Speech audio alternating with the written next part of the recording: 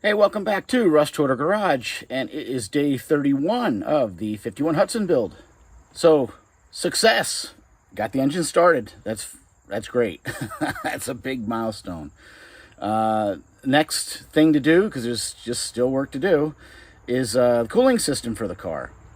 And I ran into some problems, or at least some stumbling blocks, and I got some information that might help those who are doing these swaps. So you will notice there is no water pump on the engine. I have some Permatex #2 sealant around the mounting points for the water pump. We'll go over that in a minute. But why is my water pump off? Well, here's the deal. And here's my water pump. So, as far as the radiator goes, I guess we'll start there.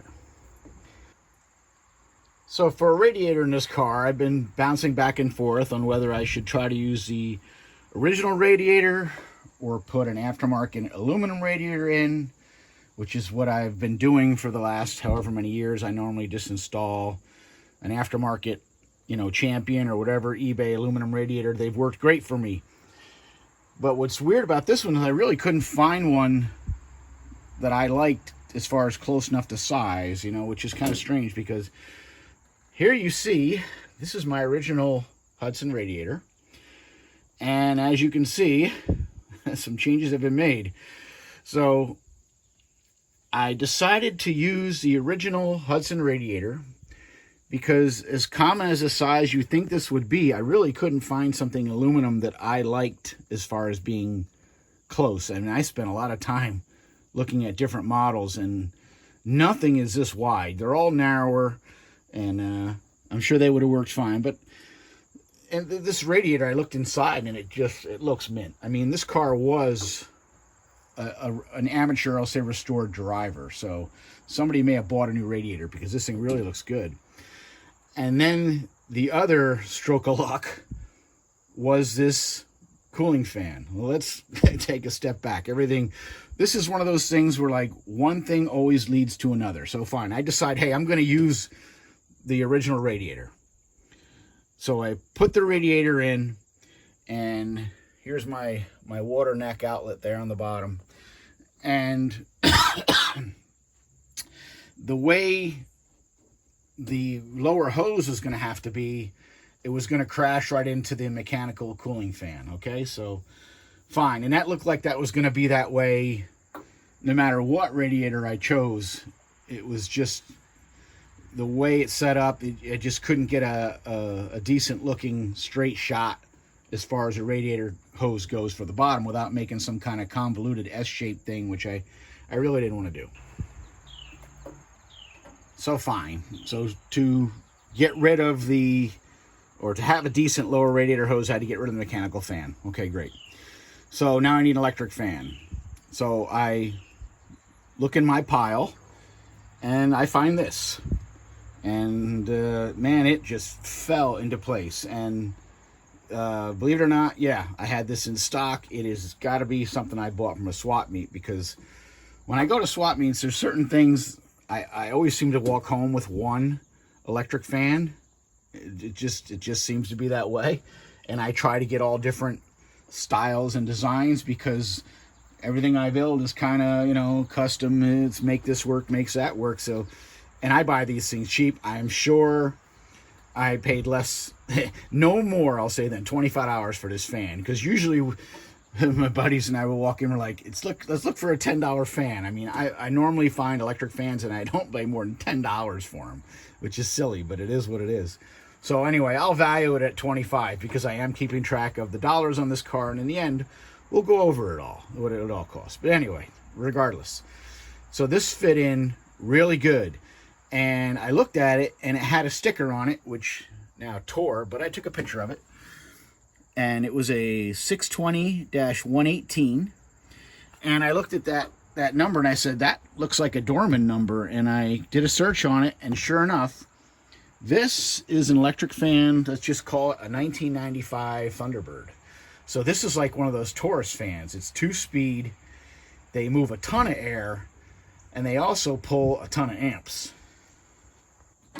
So I'll be getting into the wiring of this thing at another point, but regardless, it fit great. I made these simple little tabs to mount it to the radiator itself so it doesn't move, and that's going to work great. Now, the next part of this equation is to deal with the water pump. So now, this is my water pump, and when it was mounted on the engine, that was my thermostat neck, okay, like that. Not going to work. That's shooting off to the side. I wanted something straight out, kind of like that, okay? Simple enough, right? Right, except when I took my water neck off, I find this. And this is a one-piece thermostat housing and thermostat. This is a two-piece setup. Here's a thermostat over here, okay? Two pieces, one piece. Okay, so then you have the big question. Now what? Can I put a two-piece setup on a one-piece setup, and when did GM make this change and why?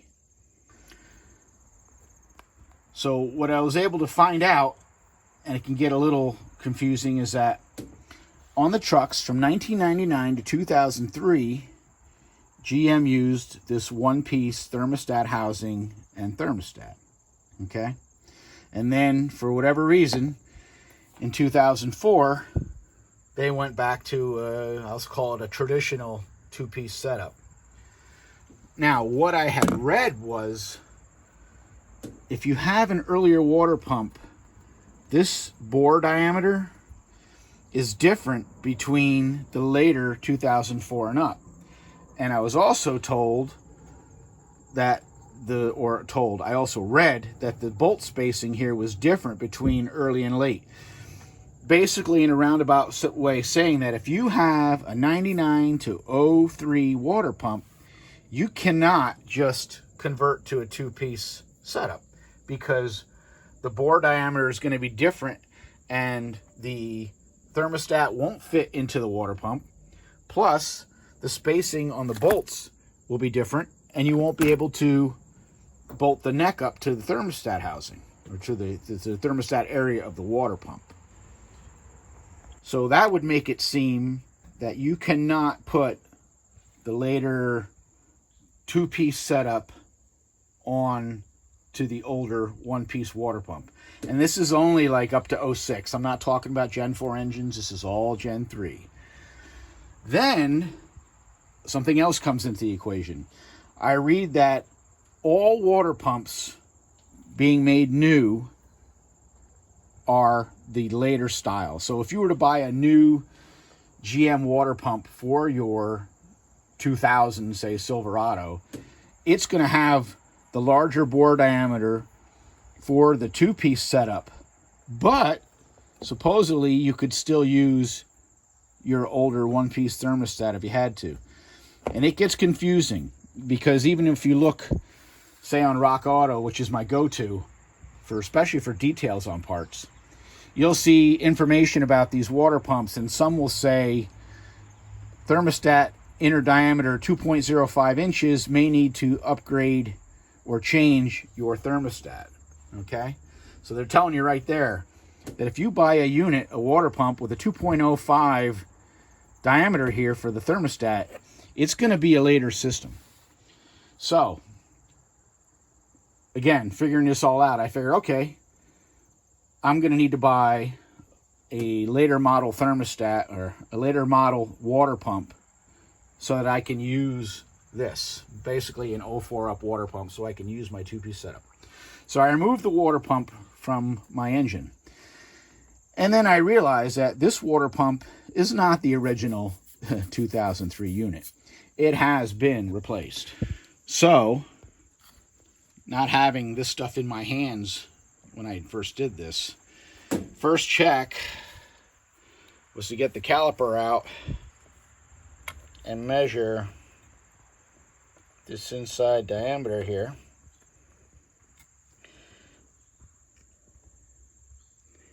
And there is our 2.05 diameter. Basically telling me that this is already a later model 04 up style water pump, yet it did still have the early style thermostat housing. So somebody replaced this water pump and bolted up their old housing. Now what that tells me is that there is not a difference between this bolt spacing. All right, but there was a difference in diameter because the earlier water pumps supposedly have a smaller diameter here, and the new style thermostat would not fit into that spot. Clear as mud, right? Yeah, I know. Bottom line is, if you're doing an LS swap with one of these truck engines and you want to use a straight water neck or a swivel water neck or anything that uses a two-piece setup, check your water pump first, because if it's an original 99 to 03 water pump, you'll have to change to the 04 up style. Thing is, you know, these things are 20 years old now, so most likely if you bought a water pump from the parts store, it's going to probably be a later unit, but it could be an earlier, I suppose. But I think you're safe if you order one for, say, an 05 Silverado, an 06 Silverado. You should be guaranteed to get one with the larger bore, because you have to have the larger bore to use your original 05 or 06 thermostat housing, the two-piece setup. It'll still be, you know, with the crazy angle, but it'll be the right diameter. I don't know the inner diameter of the original 99 to 03s, just because I haven't taken one apart yet. But if I find one on one of my other engines, I'll note it. But anyway, regardless, it turns out that this water pump that I removed is going to work fine. It is a replacement pump. I don't know how old it is, obviously, but it still has CAD plating on the neck and the outlets, you know, in the back. Shiny, shiny. So I'm going to reuse it. Why replace it for nothing? Like I say, I drive these hot rods, if I'm lucky, 5,000 miles a year. I don't drive them in the bad weather or the snow, obviously. We're in the Northeast. So if this thing is good for another, say, 40,000 miles, that could be 10 years of driving. I don't think it will be, but when you build a lot of different cars, you can only drive one at a time. So I'm putting this back on. So instead of this one-piece unit, which I'm going to throw away, I'm switching to this guy, which is an insane, like $22. That just seems outrageous to me, but it is what it is. I have a thermostat here, which I believe is a stock setting. Everything's in Celsius now. It says 86. I think that's around, and I did not look it up, but I think that's around 187 degrees were the factory ones, so I'm going to guess that's about there. I think 88 degrees is like 190, 88 Celsius, I think is 190 Fahrenheit, so whatever. This'll work fine. One thing this does have, which is nice for the old school guys who know about this stuff, just take your thermostat and drill a 1/8 hole in the outer edge, so that when you filled the engine with coolant, you at least get a little bit to go past the thermostat and get rid of the air, and it make it much easier to bleed the system.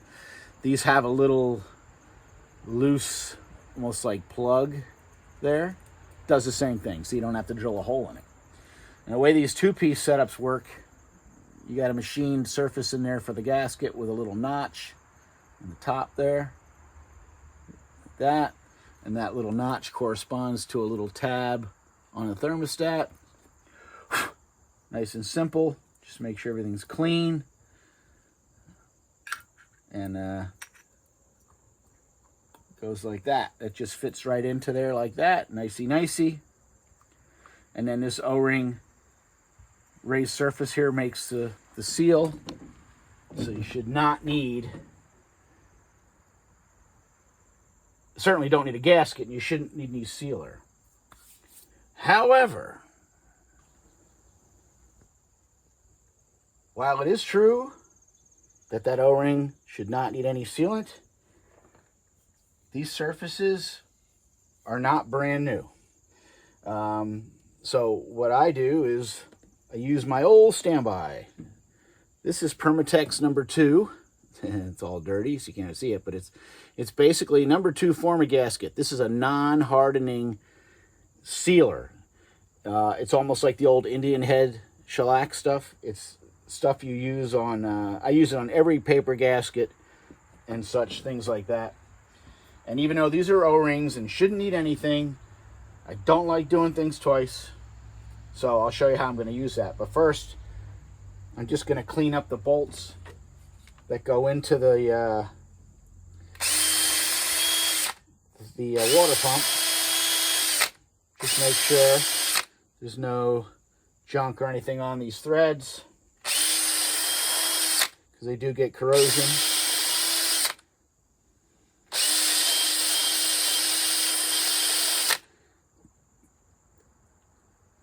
All right, same thing with the actual water pump bolts themselves that go into the block. Now, if you're an old school Chevy guy, you know that your water pump bolts go into the water jackets, so you have to use a sealant, and I use number 2 Permatex. It is the best. I don't use RTV. RTV I almost never use anywhere in an engine. The only place I know for sure I use RTV is on the front and rear intake manifold gaskets on a small block Chevy or big block Chevy to replace the rubber wall gaskets. But other than that, I don't use RTV many places. Maybe a rear main seal in the corner. But anyway, this number 2 stuff is great. But I digress. So if you're an old school guy, you know that you have to seal the threads on these bolts. Otherwise, you will get a leak. Well, on the LS engine, I checked and all the holes are blind. So these bolts don't get any sealer.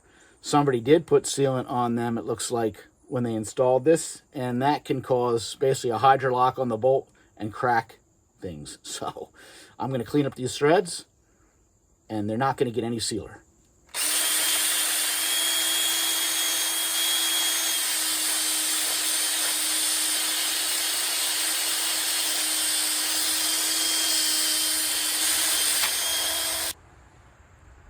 Nice.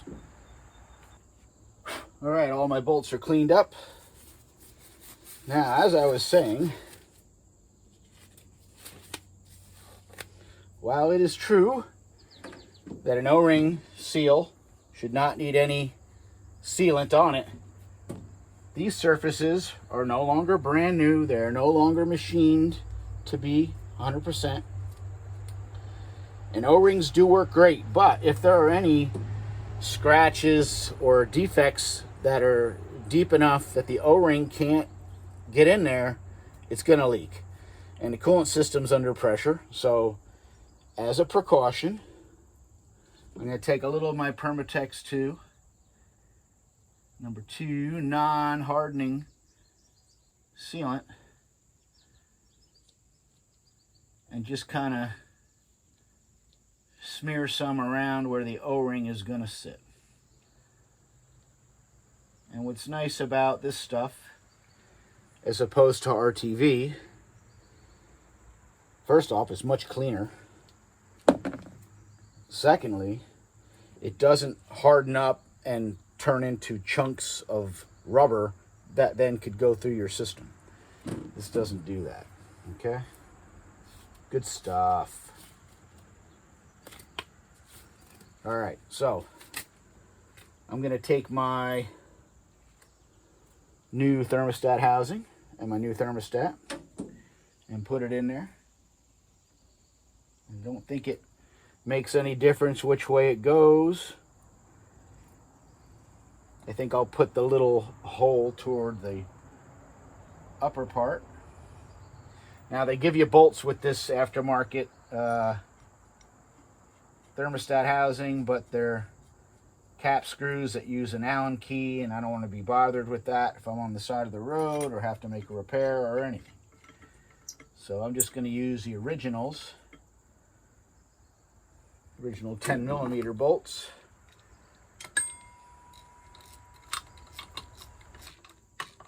All right, just going to snug them up by hand. It's into aluminum, don't crank the snot out of it. All right, next thing I'm going to do is clean up my surfaces on the back of the water pump.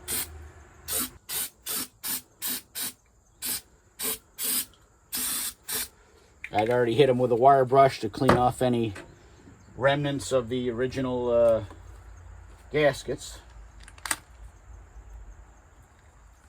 And I got new gaskets. These Felpro guys here. And again, I'm going to do the same thing. These are O-ring style. Should not need any sealant. However, I'm going to put a little Permatex number 2 on here. And I already put it on the block side as well. Just going to put some there and I'll smear it around. Set these on the water pump. Like I said, I've already cleaned my block and put Permatex number 2 on the block side. And I'm going to use these bolts to hold the gaskets in place.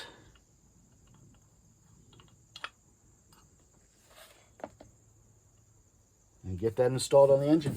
All right, water pump is reinstalled. Now we have our nice straight thermostat outlet, because this hose is just going to curve straight down to the radiator. It works out good. Everything will clear. All right. Now we'll get this radiator installed, and then go over and do with this guy. One hand unboxing. Yeah. This guy right here. All right. Trial and error. Radiator is bolted in like it should. That's the nice thing about factory parts. And I just cut a section out of a 21-941 to make a simple lower radiator hose, brand new. New hoses don't come with springs in them anymore. I have to watch that for cavitation. I mean, I'm used to seeing springs in the lower hoses, but it is what it is. Now, as far as the upper hose, this is sections of a, well, I guess it was from this, the 2003 Escalade upper hose. The simple, real long hose on Silverados and stuff that curves around and goes way over to the radiator. And I never worry so much about the uppers. I know I can make them work because I always have to cut them in half. So even if I have to use the adapter, which is the way it works, it'll work fine. So in this case, though, it's all the same size hose. And the reason I don't care about cutting it is because I have to put an adapter in there anyway for the steam vent. This guy comes into play. Now this is I think it's considered a 1 1/4 inch hose. I'll use a 34 millimeter splice. You go a little bit big so that they fit well. And when you buy these, don't use the clamps. They're garbage. Buy new clamps. I've been using these for years on my Gen 2 LT1 swaps. They work great. Because basically you need somewhere to plumb the steam line. And I always go into the upper radiator hose with one of these. I can hide it pretty well and it works. If I had an extra port up on the top of the tank, I could do that. I don't. This is my steam hose right here. All I did was, it did used to go through the throttle body. I took that off, and this hose is running directly to the connection back in there that you can't see. But where the steam lines are, it comes to that. I know some people like to drill and tap the water pump, but I try to make things where if something blew up on the side of the road or wherever you could get the parts to fix your car, and if you have a custom water pump, they don't sell that at O'Reilly's. So I'm going to install that splice there. I got to put a fitting on it. This will be 1/8 pipe thread, 2 3/8 hose, 90 degree. Now I bought 3/8 hose or 3/8 hose adapter because I'm used to the Gen 2 LT1. This looks a little smaller. I'll see if I can get it to fit. All right, there's our fitting on there. 1/8 NPT to 3/8 barb. And this is again a 34 millimeter adapter, sleeve, whatever. I'm gonna put it in here, get my clamps on first, decide which way I want them to look. I like all my clamps to line up, I don't know why. All right, good tight fit.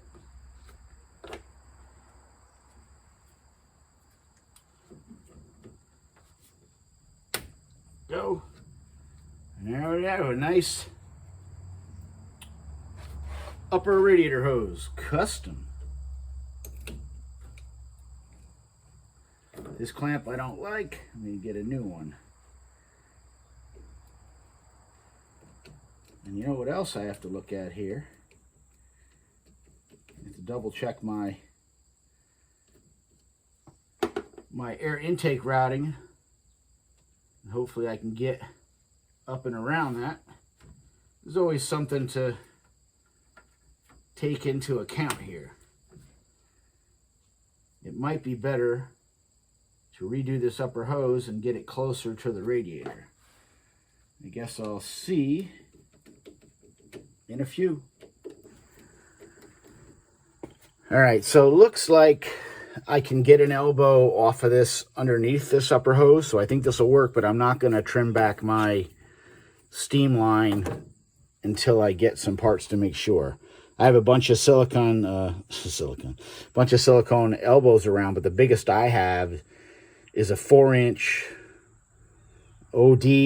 The inside's like 3.5, so maybe it's not 4-inch, but anyway, the biggest elbow I have is about a 3.5-inch ID, and it looks like I need at least a 3 3/4 to get over that throttle body, and also to fit the MAF sensor. And I just find one issue, last connection, a problem with this eBay wiring harness. If you look at this MAF sensor, you can see the connector goes over the MAF, obviously. But there has to be a notch or something. Let's set this here. When the plug slides over this, there has to be a notch or something to clear this area. And this harness, the connector does not have it. So even though it's keyed correctly, and that's backwards, but let's see here. This slides on like that, but down by that, I don't know what you want to call it, reinforcement piece there, you need a notch in order for the connector to slide over that, and it doesn't have it. So there's the one modification I will have to do with this harness, and that's to grind a notch in the side of this so it'll snap into the MAF sensor. But that'll be after I figure out this intake hose and finish this up. All right, so I'm going to call it for day 31. I'm going to get online and look up what I need for the silicone 90 there and whatever to clear that so I can start working on the intake system. But that'll just verify that this upper hose will work, and I think we're good. It's looking good. So far, things are coming along fine. So thanks for watching, and on the next day, I guess depends what I have as far as parts, what we'll be doing, but work continues. See ya.